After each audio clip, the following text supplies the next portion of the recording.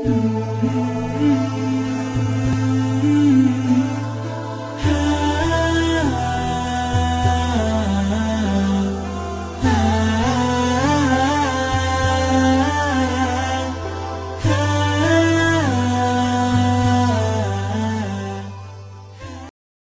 ingin sepakati dulu bahwa sebetulnya kalau kita bicara akhir zaman dengan diutusnya Rasulullah SAW, maka itulah sudah masuk dalam ruangnya akhir zaman itu.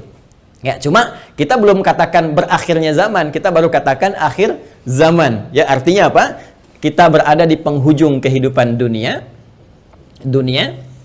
ya, dan akan dekat ke akhir kehidupannya, artinya selesai di dunia ini, karena dengan risalah selesai, maka tinggal umat menjalani sampai batas yang Allah tentukan.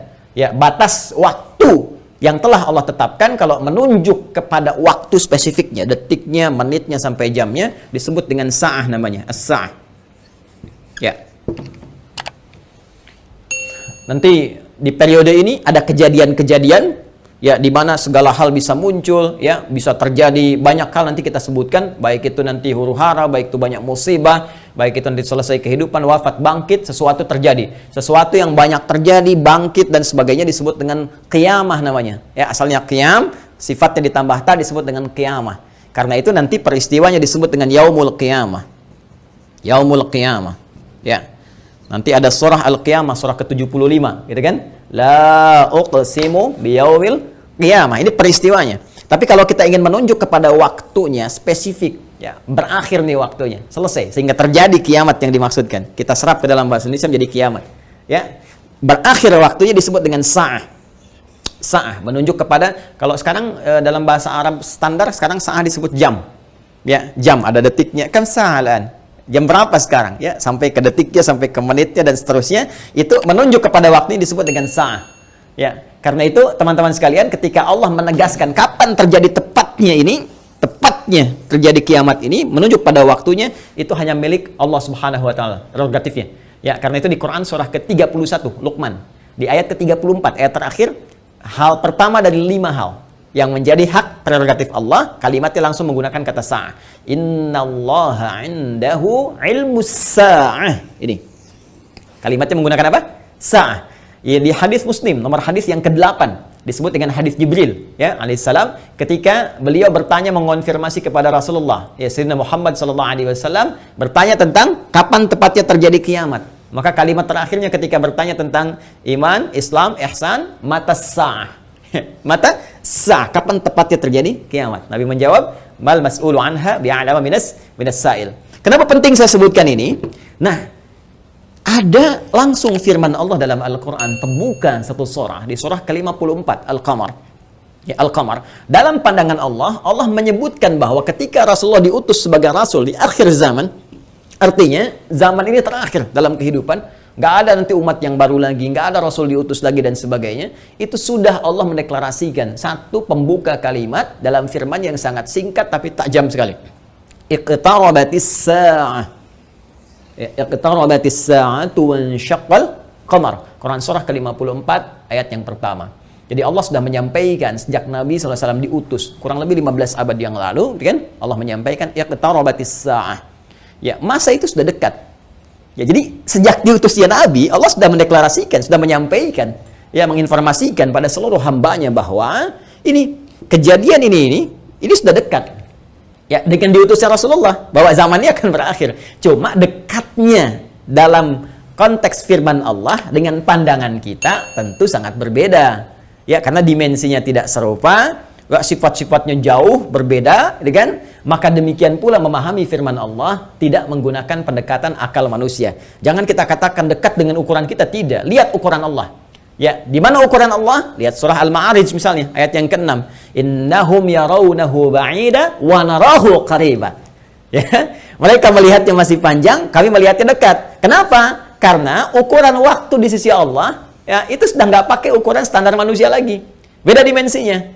Ya, kita keluar dari wilayah kita di Indonesia dengan Malaysia sudah beda 1 jam. Ya, kita bisa ke Amerika, ke Kanada, itu sudah beda terbalik. Bisa di sini siang, sana malam. Ya, baik. Jadi apalagi kita ukur dengan konteks kehidupan akhirat. Ya, ya, ketika Allah berfirman, dengan kita di sini ya antara kehidupan di luar bumi, di langit saja misalnya, itu yang sudah tidak ada gravitasi lagi, sudah gravitasi nol, itu perbedaan waktunya sudah berbeda jauh. Makanya ketika Al-Quran menginformasikan fi yaumin kana miqdaruhu alf sanatin mimma ta'udun, ya ada 1 tahun bisa beda 1000 tahun. Dalam konteks orang dihukum di neraka bisa setahunnya, seharinya serasa 50.000 tahun, sehari bisa 1000 tahun. Artinya kalau Allah katakan misalnya 7 hari, berarti masih 7.000 tahun ya. Ya, 2 hari berarti masih 2.000 tahun dalam konteks terkecilnya, dalam pandangan kita. Tapi kita tidak tahu kapan itu terjadi. Secara singkat, Allah sudah mengatakan bahwa sejak Rasulullah SAW diutus, ini keadaan sudah akhir zaman. Ya kan? 1. Dan sudah mendekat kepada kiamat. Cuma dekatnya itu kapan waktunya, kita tidak tahu. Dalam pandangan Allah dekat, dalam pandangan kita ngitung dari masa Nabi ke sini masih 15 abad, belum kiamat juga. Ya kan? Sekarang belum kiamat juga, makanya jangan tanya tentang waktunya. Ya, yang ditanya persiapan kita apa? Ya, kalau Anda bertanya tentang waktu pada sesuatu yang sudah diatur, kaidah mengatakan sesuatu yang sudah diatur, jangan banyak ditanya lagi. Nanti menjadi semakin tidak teratur keadaan Andanya. Ya, matahari terbit dari timur, tenggelam di darat. Masih Anda tanya, kenapa terbit dari timur? Itu kurang kerjaan. Ya, kurang kerjaan. Ya, kenapa malam gelapnya? Itu kurang kerjaan. Jelas ya? Kenapa? Karena sudah kita mengerti, itu ma'lumun bid-darurah, sudah dipahami. Sudah dimengerti, naluri kita sudah bisa membaca, akal kita sudah mengetahuinya, ditanamkan dalam diri kita. Karena itu, sesuatu yang sudah Allah atur, jangan ikut-ikut mengatur lagi. Ya, Nabi pernah ditanya tentang kiamat, Nabi tanya, bagaimana persiapan kamu kalau terjadi besok? Jangan tanya waktunya. Karena Allah rahasiakan semua itu, supaya memberikan getaran pada jiwa kita, dan katalis pada diri kita, untuk meresponnya dengan semangat beramal dan menyiapkannya. Itu poinnya.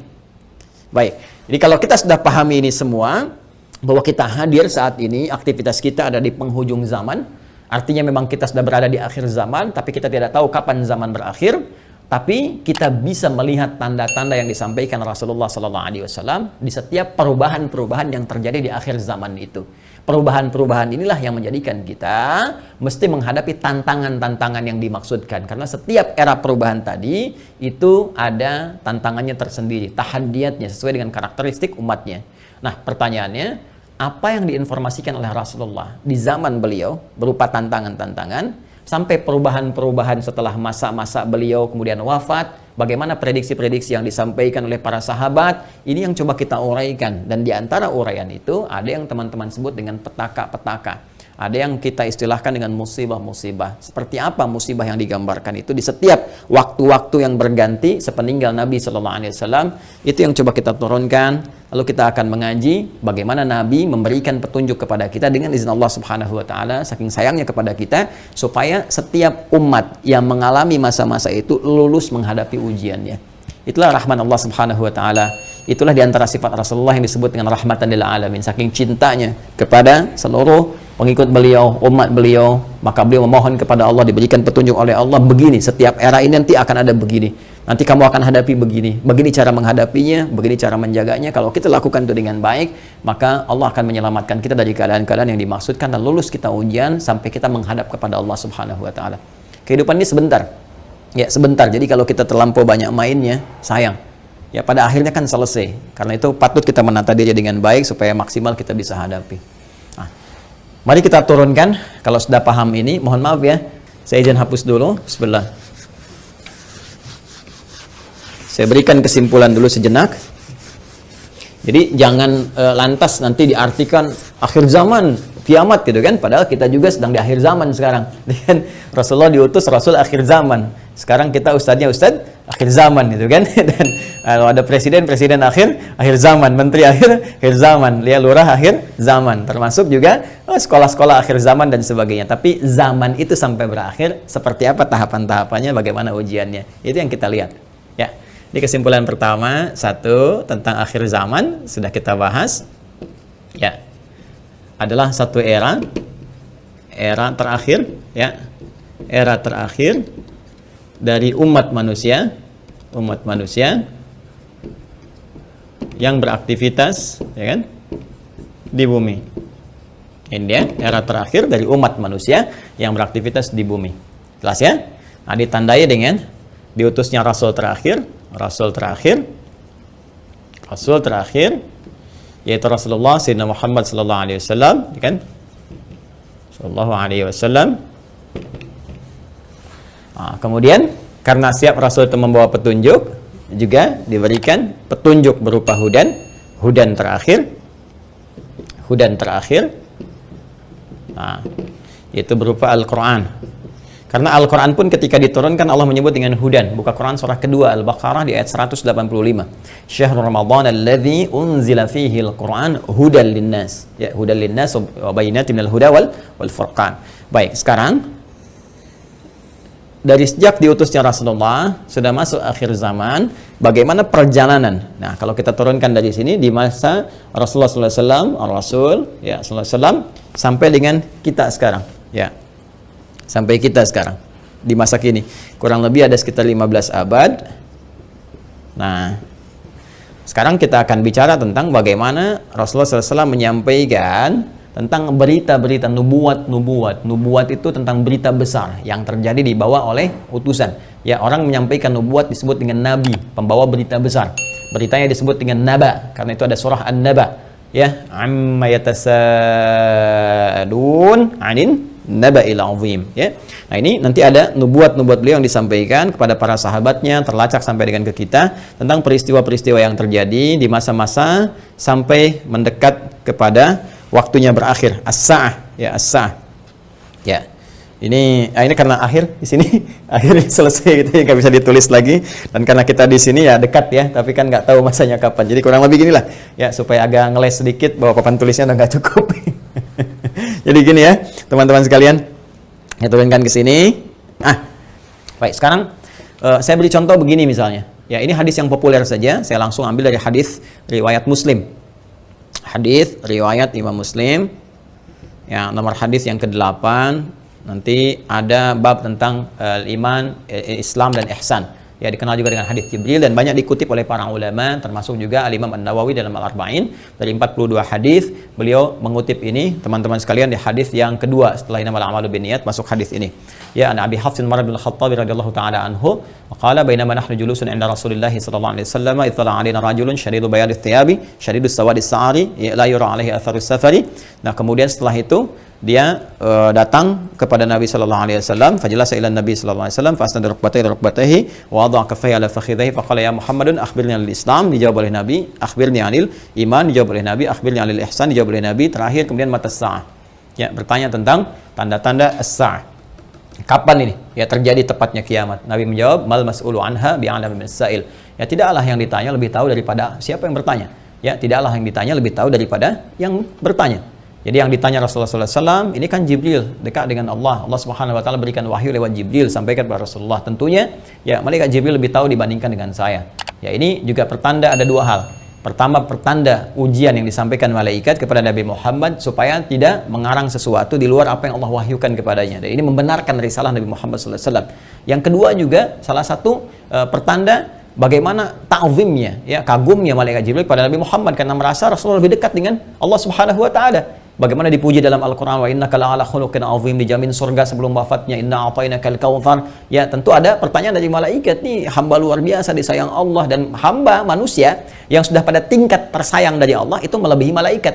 Karena itu ketika Adam alaihissalam ya diuji oleh Allah, diminta, ditanya ini apa, ya, Al-Baqarah di ayat yang ke-31 itu, wa 'allama Adam al-asma'a kullaha, dan seterusnya sampai ayat 33, maka malaikat kan diminta sujud hormat. Ayat 34-nya, wa idz qulna lil malaikati isjudu li Adam fasajadu, kan? Maka mereka diminta sujud hormat kepada Adam alaihissalam. Apalagi Nabi Muhammad sallallahu alaihi wasallam dengan segala puncak ketakwaan dan kedekatannya kepada Allah, maka mengkonfirmasi malaikat karena melihat bagaimana kedekatan Rasulullah dengan Allah Subhanahu Wa Taala. Tapi tetap Nabi dengan tawadhu mengatakan, mal mas'ulu anha bi'alam minas sa'il.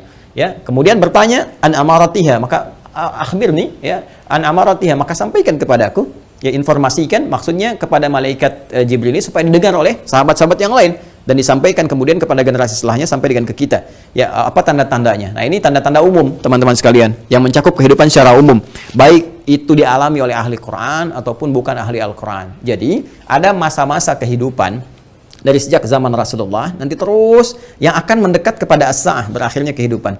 Apa diantaranya? Ini banyak hadisnya ya. Ini saya baru ambil salah satu, gitu kan? Salah satu. Maka dikatakan misalnya antali dalam turabbataha. Bagaimana seorang pembantu melahirkan tuannya.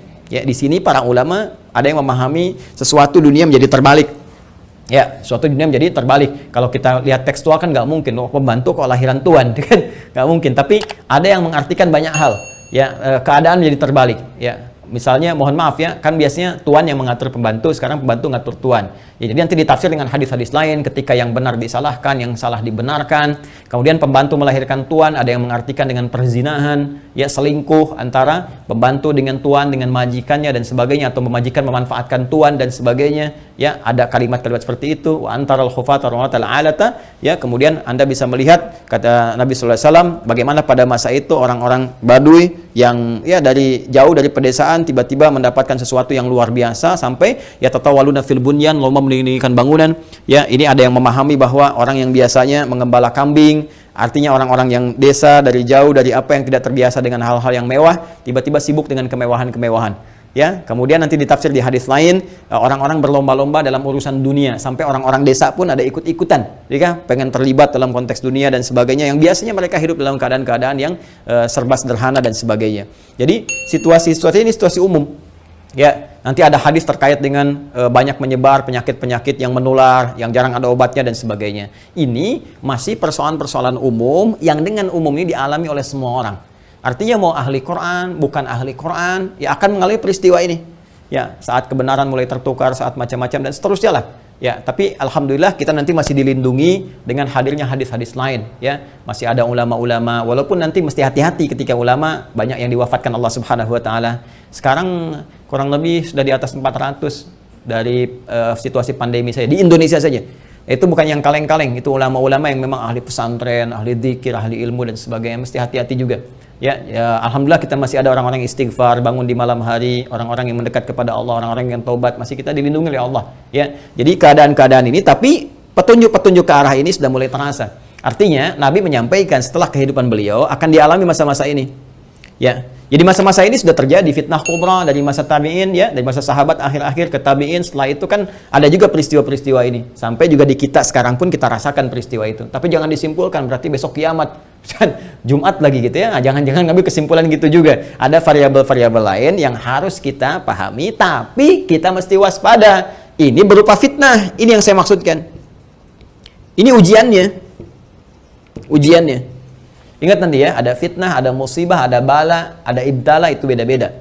Ya, itu beda-beda. Nah, ingin saya katakan bahwa ini ujian kita di sini. Ini ujian kita. Karena ini ujian kita mesti lulus, teman-teman sekalian. Nah, sekarang jangan langsung kita pahami ini kiamat besok ini, tidak. Nabi ingin mengatakan di masa depan ada tantangan-tantangan tuh akan begini. Dan ini kalau tantangan-tantangan ini nggak bisa dihadapi, sudah ini akan menjadi variabel yang mempercepat terjadinya kiamat. Artinya cepat menuju ke arah ini. Ya. Kalau orang udah nggak bisa dikendalikan, nggak ada orang jujur semua, orang semua berperilaku maksiat, orang semua berperilaku fahsya, mungkar dan sebagainya, ini mempercepat. Tapi kalau kita bisa lulus ujian-ujian ini, minimal rahmat Allah kita dapatkan.